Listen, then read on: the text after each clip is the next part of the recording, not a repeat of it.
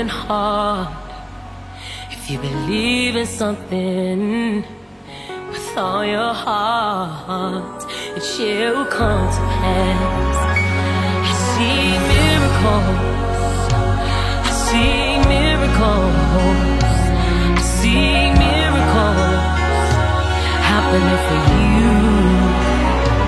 I see miracles. Le Seigneur soit avec vous.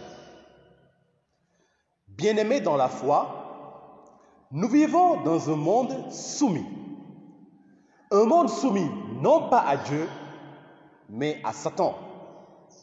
Cela est bien facile à constater. Voyez l'ampleur du mal et du péché en général dans le monde actuel. On a coutume même de dire « Oh, le monde va mal ». Mais ironie du sort, du temps de Jésus déjà, le monde allait très mal. De sorte que dans le Nouveau Testament, son prince est désigné comme Satan. Jean 14, verset 30, Jean 16, verset 11. L'apôtre Jean écrit que la situation est gravement partagée. Scimus quoniam ex Deo sumus, et mundus totus in maligno positus est. Nous savons que nous sommes de Dieu et que le monde entier est plongé dans le mal. 1 Jean 5, verset 19.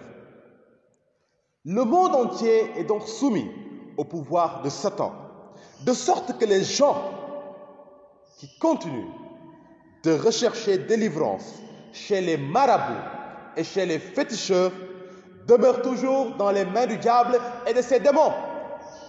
Ils sont endormis par les mensonges de promesses et de soi-disant révélations que leur font ces charlatans, oubliant ou même ignorant que dans les Écritures, Jésus désigne Satan comme le menteur et le père du mensonge, cum loquitur mendacium, et propriis loquitur, quia mendax est, et pater eius.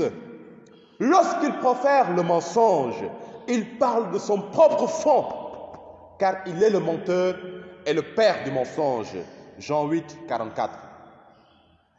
Toutefois, bien-aimés, j'aimerais vous consoler ce jour, en ce temps de l'Avent, en vous disant que Dieu n'a pas abandonné le monde à son triste sort. Il n'a pas dit que le monde coulerait. Il n'a pas dit que le monde sombrerait. Il a envoyé le guerrier valeureux, son Fils unique Jésus-Christ. Et il est écrit « In hoc apparuit filius Dei, ut dissolvat opera diaboli ». C'est pour détruire les œuvres du diable que le Fils de Dieu apparut. 1 Jean 3, 8. Satan s'est su vaincu, dès l'instant où le Fils éternel a dit au Père, « Me voici, envoie-moi, je viens faire ta volonté. » Sa défaite est sonnée par la venue du royaume de Dieu. La constitution pastorale sur l'Église dans le monde de ce temps, Gaudium et Spes, au numéro 2, paragraphe 2, a présenté l'ampleur anthropologique, sociale et historique de ce mystère. Je cite, « Pour la foi des chrétiens, ce monde a été fondé et demeure conservé par l'amour du Créateur. Il est tombé, certes, sous l'esclavage du péché, mais le Christ, par la croix et la résurrection, a brisé le pouvoir du malin et l'a libéré. » Fin de citation. Cette libération et cette victoire sont réelles, elles sont concrètes, mes bien-aimés. Nous parlons du paradis et nous espérons ferme y entrer grâce à elle, grâce au sacrifice du Christ qui n'a cessé sur terre de démontrer sa souveraineté divine. Toute sa vie, ses gestes, ses miracles, son pouvoir sur les démons et sur la mort n'en étaient que des attestations. Par ses nombreux exorcismes, Jésus anticipait déjà, il anticipait déjà en fait, sa victoire sur Satan, avec des paroles qui annonçaient déjà la défaite cruelle et honteuse de cet ennemi de l'humanité. Princeps huius mundi iam judicatus est. Le prince de ce monde est déjà jugé. Jean 16, verset 11. Nunc princeps huius mundi ejincietur foras. C'est maintenant que le prince de ce monde va être jeté dehors. Jean 12, 31. Satan est terrifié à cette idée et tout son royaume en tremble.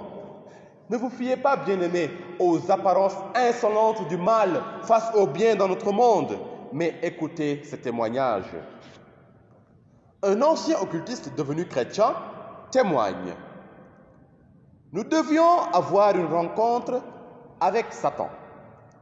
Au cours de la rencontre, l'un de nous lui dit: nous avons entendu dire que Dieu avait envoyé quelqu'un pour sauver l'humanité et la ramener à lui. Satan demanda alors: qui est-ce? Quelqu'un répondit: Jésus. Alors, à notre grande surprise, Satan tomba de son trône. Il hurla contre cet homme et l'avertit de ne plus jamais mentionner son nom dans aucune de nos réunions, s'il tenait à sa vie. Et le témoin de poursuivre: il est vrai qu'au nom de Jésus, tout genou doit fléchir. Philippiens 2,10. Cela concerne aussi Satan. Jésus est puissant, mes amis. Le fort, c'est lui. Le vaillant, c'est lui. Il a transmis à ceux qui croient en lui le pouvoir d'ébranler les puissances des ténèbres. Il l'a dit, il ne nous trompe pas. Ecce de divobis potestatem, calcandi supra serpentes et scorpiones, et super omnem virtutem inimici, et nihil vobis nocebit. Voilà que je vous ai donné le pouvoir de fouler aux pieds les serpents et les scorpions et toute la puissance de l'ennemi. Elle ne pourra vous nuire en rien. Luc chapitre 10, le verset 19. Bien-aimés, si vous croyez vraiment en Jésus-Christ, si vous lui faites confiance en tout ce qu'il a dit, sachez que ce pouvoir sommeille en vous et attend que vous le réveilliez.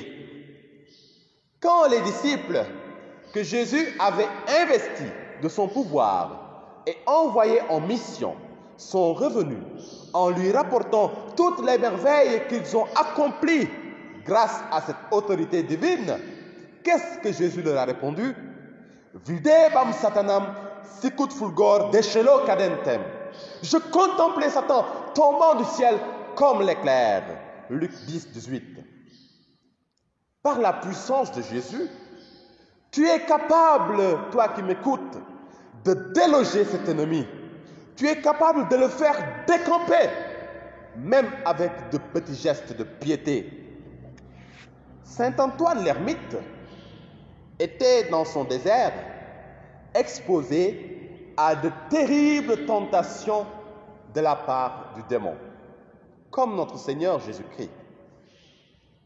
Le démon apparaissait au saint sous la forme tantôt d'un serpent, tantôt d'une bête féroce. Mais à chaque apparition, Saint Antoine faisait le signe de la croix et aussitôt Satan prenait la fuite. Aussi donnait-il à ses disciples le conseil de faire le signe de la croix aussitôt qu'une tentation se ferait sentir. Comme le chien craint la cravache avec laquelle il a été châtié, ainsi le démon est terrifié par l'image de cette croix par laquelle il a été vaincu. Alors, bien-aimés, pourquoi êtes-vous découragés? De quoi avez-vous peur? Si vous êtes en Christ, Quelle place reste-t-il en vous pour la peur? Jésus-Christ, notre Maître, notre espérance nous dit: Hec locutus sum vobis, ut in me pacem abeatis, in mundo presuram abibitis, sed confidite, confidite, ego vici mundo. Je vous ai dit ces choses afin que vous ayez la paix en moi. Vous aurez des tribulations dans le monde, mais courage, moi, j'ai vaincu le monde. Jean 16, 33. Par la victoire du Christ, soyons aussi vainqueurs du monde du péché qui est en nous. Soyons capables de renoncer au péché. Oui, soyons capables de renoncer au péché. Faisons ce pas important, bien-aimés, pour sentir que Satan est réellement vaincu en nous. Que chaque jour en nous, il aille de défaite en défaite.